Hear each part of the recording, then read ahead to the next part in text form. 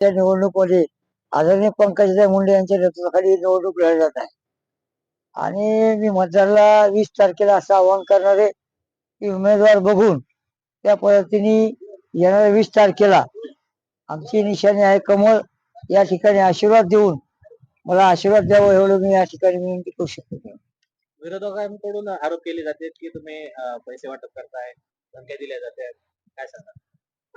आता विरोधकाचं कामच आहे की पैसे वाटले जातात, धमक्या दिल्या जातात. मी कुणाला धमकी दिली, एकाही माणसाने मला दाखवा की मी कुणाला धमकी देऊन सांगितलं की अमक्या सभेला जाऊ नको, धमक्या कार्यक्रमाला जाऊ नको. आता माझा कार्यक्रम झाला त्या ठिकाणी अनेक लोकांना त्यांनी बर्डन टाकलं की त्या ठिकाणी त्या कार्यक्रमाला जाऊ नका, असे अनेक लोकांनी त्या सांगितलेलं आहे. मी तसलं काम करत नाही आणि तो आमचा प्रोटोकॉल बी नाही, आमचा परिवाराचा तो भाग बी नाही. आता काय विजन असेल आपलं तुमचं? मी 2006 मध्ये नगरसेवक म्हणून 2006 ते 11 आणि 11 ते 16 मध्ये मी होतो.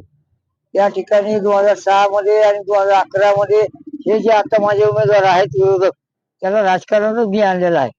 आदरणीय पंकजाताई मुंडेच्या माध्यमातून 344 कोटी 10 लाख रुपये या बीड शहराला आले होते. त्यामध्ये अमृत अटल योजना 185 कोटीची या ठिकाणी होती. त्या ठिकाणी प्रत्येक वार्डामध्ये रोड असेल, डीपी रोड असतील, ही भूमिका त्यांची होती. त्या माध्यमातून ते कामं झालेले आहेत. ह्या माध्यमातून काम करण्याचा प्रयत्न करतो. पेठबीड विकास कृती समितीच्या माध्यमातून मी या ठिकाणी सातत्यानं 2006 पासून आतापर्यंत काम करलं असेल. उदाहरणार्थ तुम्हाला सांगतो, 1989च्या माध्यमातून हे जे गार्डन वाहून गेलं होतं ते पुनर्जीवित करण्याचा प्रयत्न केला आणि ते आता सातत्याने आहे. आठवडी बाजारचा विषय असेल, त्यानंतर आपल्या खंडेश्वरीच्या तिकीट त्या ठिकाणी एक मुलांसाठी स्टेडियम असावं, त्या ठिकाणी आपण ती मागणी केली होती, पूर्ण झाली. अग्निशामक दल असेल, आता तुम्हाला सांगतो की एक ज्वलंत उदाहरण म्हणून सांगतो की स्मशानभूमीचा विषय जे आहे, या ठिकाणी त्या ठिकाणी शवधन वाहिका हा खराब झाल्या होत्या. त्या ठिकाणी कोणत्या नगरसेवकाने किंवा प्रशासकाने ते केलं नाही. मी माझ्या पेठबीड कृती समिती आणि शारदा चॅरिटेबल ट्रस्टच्या वतीनं मी हे काम करण्याचा प्रयत्न केला, उभे टाकले. उभे दोन जे होते ते सुद्धा मी आता उभं केले. मी इलेक्शन बघून कोणतं काम केलेलं नाही.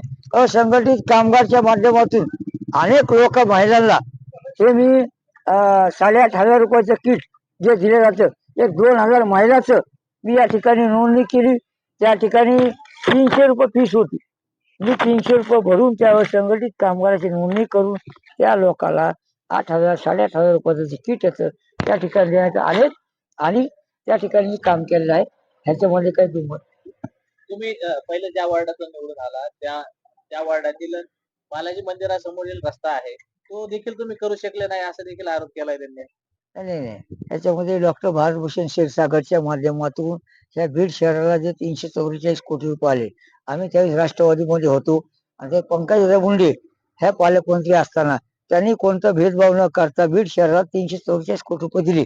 तर बालाजी मंदिर काय, तुम्हाला एक उदाहरण म्हणून सांगतो की या ठिकाणी ते जे दाखवत आहेत की मी विकास केला, हे बघा हे महेश चौक आहे.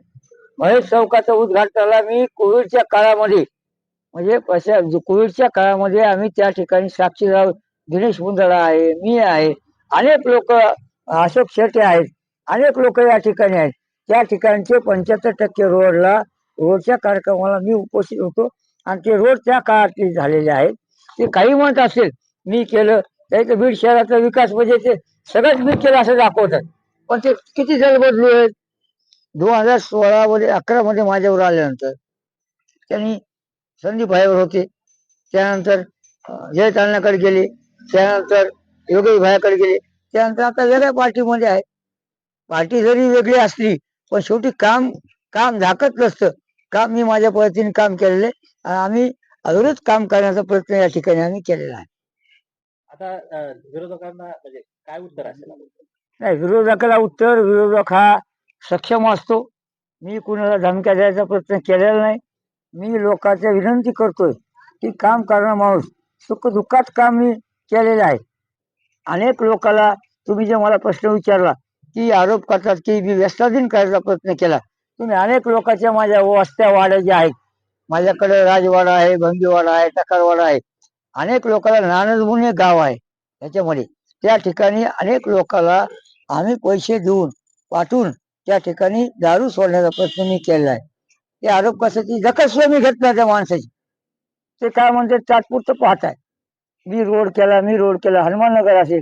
आता या ठिकाणी त्यांनी जे दलित वस्तीची जी योजना आहे 3,4,20,00,000 रुपये 3चा प्रभागाचा पालकमंत्रीला निवेदन देऊन त्याच्यामध्ये फारुख पटेलची त्याची सही आहे की तो तो रोड शिवशारदा आणि स्मशानभूमी पण करण्यात यावं. का जरी आज हनुमाननगर मध्ये परिस्थिती बघा, अनेक रोड शिल्लक आहेत, त्या रोड ठिकाणी चालण्याचा रस्ता राहिलेला नाही. उर्वरित काम करण्याचा प्रयत्न या ठिकाणी मी करणार आहे. या प्रभागामध्ये अनेक समस्या आहेत. शौचालय झाले नाही, सभागृह झाले नाही, या ठिकाणी पोलीस चौकीची महिलाच्या सुरक्षेसाठी पोलीस चौकी आणि व्यापाऱ्याच्या सुरक्षेसाठी आणि पोलीस चौकीची मागणी, एक छोटं गार्डन या ठिकाणी व्हावं, या ठिकाणी आम्ही मागणी करणार आहे. आणि ही जी आता जी अमृत आठवडी योजना आहे ती जर झाली तर विप्लनगर, मनसुरशा दर्गा, भीमनगर, पॉवरलूम आणि रामतीर्थ हा प्रश्न एकदम फुल प्रेशरने पाणी या ठिकाणी येणार. आता मतदाराला आता काय आव्हान करा? मतदाराला माझी विनंती आहे की एक व्हिजन बघून आणि माणूस बघून आपण काम करावं. त्या ठिकाणी मी पेट बिलकत सेवेच्या अनेक कामं केले, पण मी कधी फोटो काढण्याचा प्रयत्न केला नाही. सोशल मीडियापासून मी फार फार माग आहे. आता मी त्या पद्धतीने हा एक जे मी कामं माझ्या माध्यमातून जे करायचा प्रयत्न केला ते मी हा एक पुस्तक करून दाखवतोय की आम्ही काय कामं केले आहेत. कोविडचा प्रश्न असेल, ऑक्सिजन सिलेंडर वाटप केले, 800-900 लोकांना कोविडच्या मध्ये लोकांना मी अन्नदान म्हणजे जाऊन पोच केलेला आहे. अनेक या ठिकाणी मतदार एवढीच विनंती करतो की येणाऱ्या 20 तारखेला मला आशीर्वाद देऊन निवडून देण्याची विनंती या ठिकाणी मतदाराला करणार आहे.